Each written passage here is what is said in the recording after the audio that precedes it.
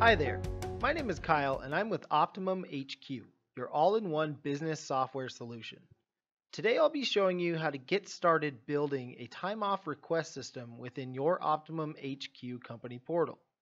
If you don't want to use one of our pre-built modules, here's one way you can create a business functionality you might need, quickly and easily, no programming knowledge required.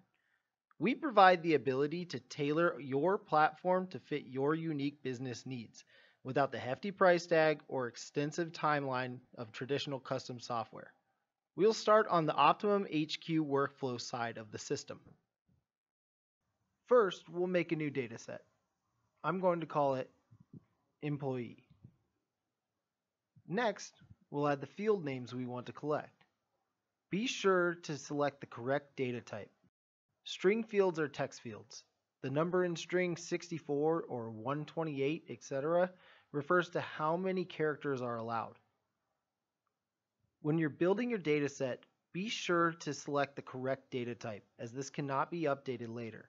However, you are able to update the field name. Specialty data types like email, phone number, and date and time are also available.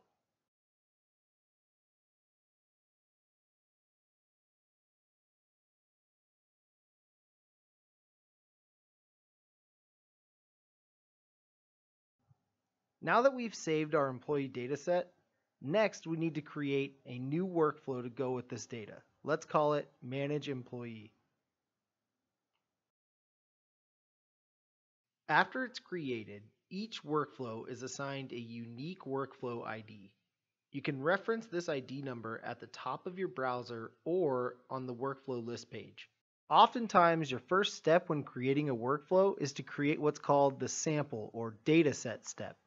This will link your data and automatically create steps for you based on your data fields.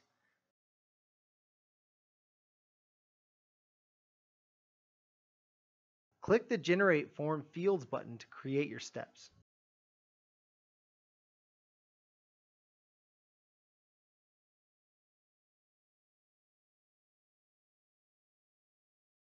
Now we're going to update some of the auto-generated steps. For employee status, we're going to add options for active, disabled, fired, and resigned. You can make these options whatever you'd like.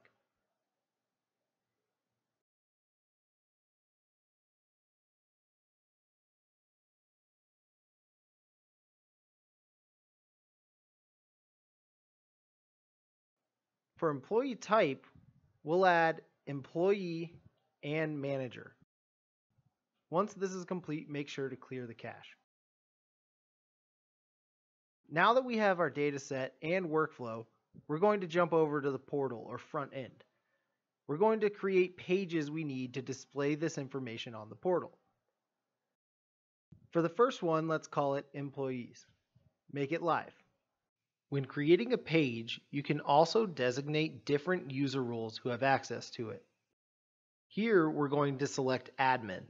The default user roles are Admin, Manager, and User. You can also add other types of user roles from the Portal Management tab. Second, we'll make active employees.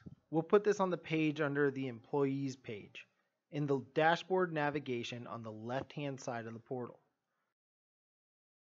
Let's add a button so we can quickly add new employee right from this page. We'll tie it to our Manage Employee workflow we just created. For list parameters, we only want to include employees who are active on this page. Under our wrench actions, we're going to make an action called Update that will restart workflow 2391, which is the Manage Employee workflow we just created. This is in case we ever need to update any information about an employee down the road. Under Available Columns, we can easily drag what information we want to see on this page. Let's do full name, employee number, status, title, employee type, hire date. Here's your page. Let's add an employee. We'll fill this out with all the employees' information.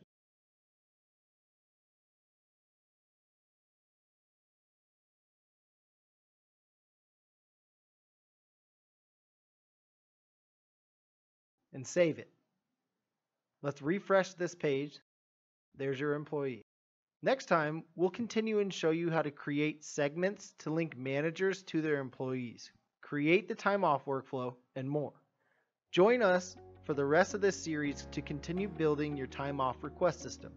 Be sure to subscribe to our YouTube channel to stay updated on new videos. Thank you for watching.